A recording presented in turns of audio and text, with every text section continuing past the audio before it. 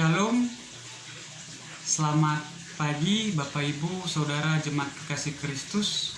Apa kabarnya hari ini? Kami berharap semua dalam keadaan sehat dan selalu di dalam perlindungan Tuhan.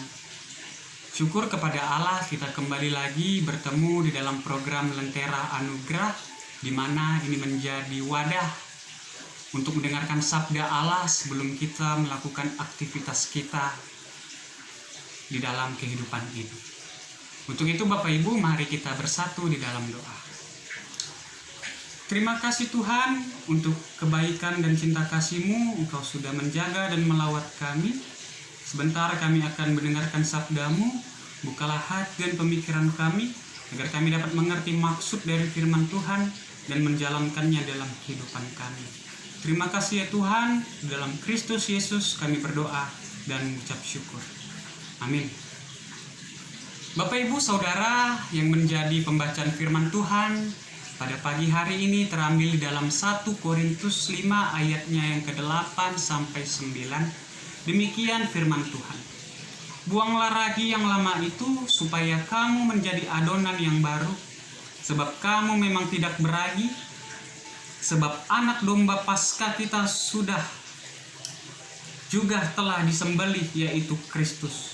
Karena itu marilah kita berpesta bukan dengan ragi yang lama, bukan pula dengan ragi keburukan dan kejahatan, tetapi dengan roti yang tidak beragi, yaitu kemurnian dan kebenaran. Demikian firman Tuhan. Bapak Ibu Saudara kekasih Kristus Yesus, yang menjadi tema di dalam firman Tuhan pada pagi hari ini adalah koyakanlah dirimu yang lama. Jadi Bapak Ibu Saudara kekasih Kristus Yesus, kenapa di dalam pembacaan kita ini banyak menyinggung kata ragi? Kita ketahui bersama bahwasannya di dalam perjanjian lama, peristiwa Paskah itu juga diartikan sebagai peristiwa hari raya roti tidak beragi. Ada apa sih dengan kata ragi ini sehingga tidak diperkenankan di dalam perayaan Paskah itu dikenakan ataupun digunakan? Jadi ketika saya mencoba mencari apa sih maksudnya, ternyata saya menemukan ragi itu merupakan sebuah adonan untuk membuat bahan makanan melalui proses fermentasi. Tetapi dalam tradisi orang-orang Yahudi, mereka tidak mengenakan itu di dalam persembahan kepada Allah, termaksud di dalam Paskah ini, karena itu merupakan hasil dari fermentasi yang memiliki makna ataupun sering diartikan sebagai bentuk dari keburukan, ketidaklayakan, ketidaksempurnaan, ataupun sebuah bentuk yang tidak layak untuk dikonsumsi.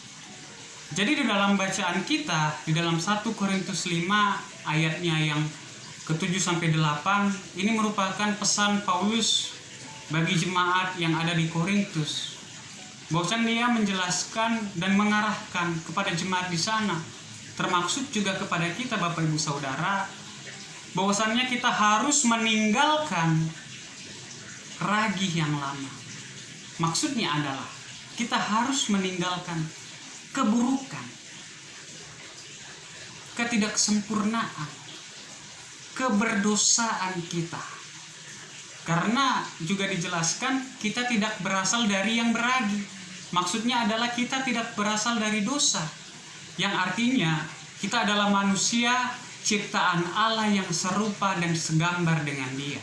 Artinya kita harus memiliki hidup, berperilaku di dalam kehidupan ini setidaknya sesuai dengan Allah, kehendaknya yang Ia katakan di dalam firman Tuhan.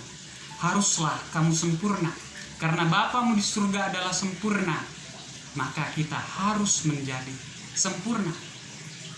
Maka Paulus menjelaskan dengan tegas kepada jemaat-jemaat yang ada di Korintus, bahwasanya mereka harus meninggalkan ragi yang lama, mengoyakkan diri mereka yang dulu, sebab Kristus sudah disembelih, sebab Kristus sudah mengorbankan nyawanya di kayu salib.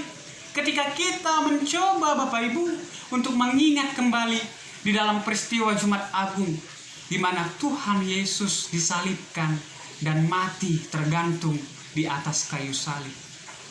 Memang kita ketahui bersama, Yesus harus menanggung penderitaan itu. Yesus harus menanggung siksaan itu, bahkan ia harus mati di kayu salib. Ini menunjukkan bahwasannya Allah benar-benar mengasihi dan mencintai kita sebagai umatnya, sebagai anak-anaknya. Maka Paulus mengingatkan kepada jemaat yang ada di Korintus dan juga kepada kita, Yesus sudah menjadi anak domba Paskah dan sudah disembelih dan mati mengorbankan nyawanya. Maka kita pun juga harus meninggalkan ragi yang lama, kehidupan yang lama, mengoyakkan segala sesuatu yang penuh dengan keberdosaan, dan mencoba untuk bangkit dan terlahir kembali, memiliki kehidupan yang baru, mengenakan jubah kebenaran dan kebaikan, dan meninggalkan kebiasaan-kebiasaan yang lama. Juga di dalam ayatnya yang ke-8 di sini dikatakan,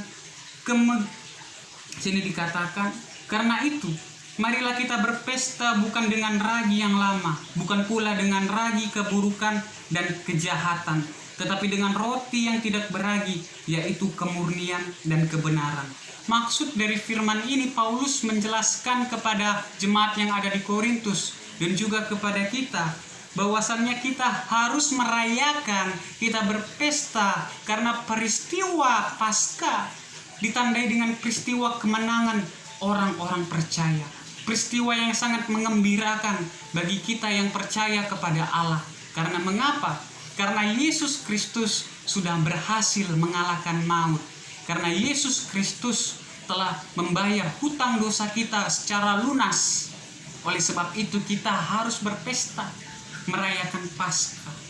Ketika kita coba untuk mengingat di dalam peristiwa Jumat Agung, di mana Yesus mati, dia benar-benar meninggalkan kita. Dia benar-benar meninggalkan kita di tengah-tengah dunia ini. Sehingga semua murid-murid dan pengikutnya merasakan duka cita yang begitu mendalam. Hati yang merasa tersayat, kesunyian yang sangat membawa mereka ke dalam kehilangan pengharapan. Tetapi melalui peristiwa Paskah yang sudah kita rayakan, yang sudah kita pestakan, kita rayakan bersama-sama, kita menunjukkan sukacita bahwasannya Yesus Kristus, Allah dan Juru Selamat kita, sudah bangkit dan menunjukkan kepada kita bahwasannya Ia adalah sungguh-sungguh Allah. Oleh sebab itu Bapak Ibu, melalui tema dan nats bacaan ini, saya mau mengajak pertama, karena Yesus Kristus sudah mati di kayu salib, artinya di situ Ia sudah menyelamatkan dosa dan kesalahan kita, maka kita harus menjalani kehidupan yang baru, menjalani kehidupan yang tidak sama lagi dengan yang lalu. Artinya kita bukanlah ragi, tetapi kita tidak terbuat dari ragi, kita tidak terbuat dari kecemaran, kita tidak terbuat dari hal-hal yang buruk, tapi kita terbuat tanpa ragi. Artinya kita terbuat dari Allah, dari kasih Allah. Kitalah anak-anak pilihan Allah, serta harus hidup sesuai dengan apa yang Allah mau. Yang kedua, setelah melewati peristiwa kehilangan pengharapan, sunyi yang mendekam, tetapi Allah tetap menyatakan kehadirannya kepada kita.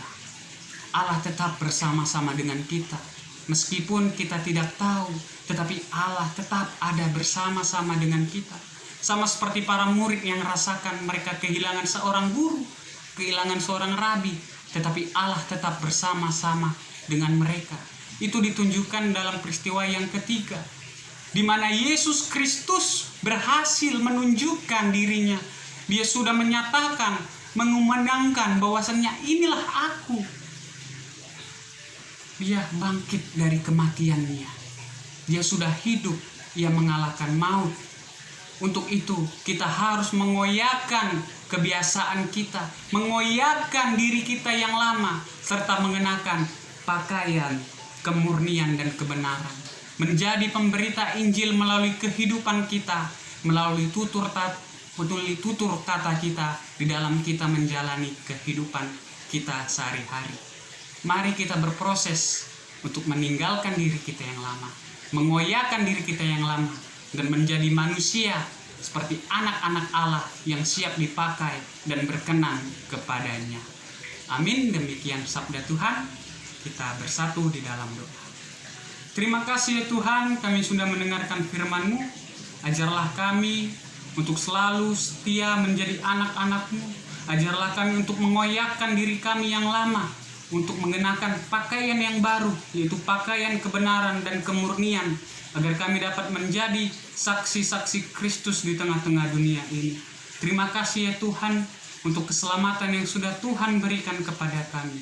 Ya Bapa, pada saat ini hamba-Mu mau berdoa ya Tuhan, untuk jemaat-jemaat Tuhan, berkati kesehatan, kekuatan, berikanlah mereka kekuatan, berkati pekerjaan mereka, dan juga berkati anak-anak mereka di dalam menjalani proses pendidikan.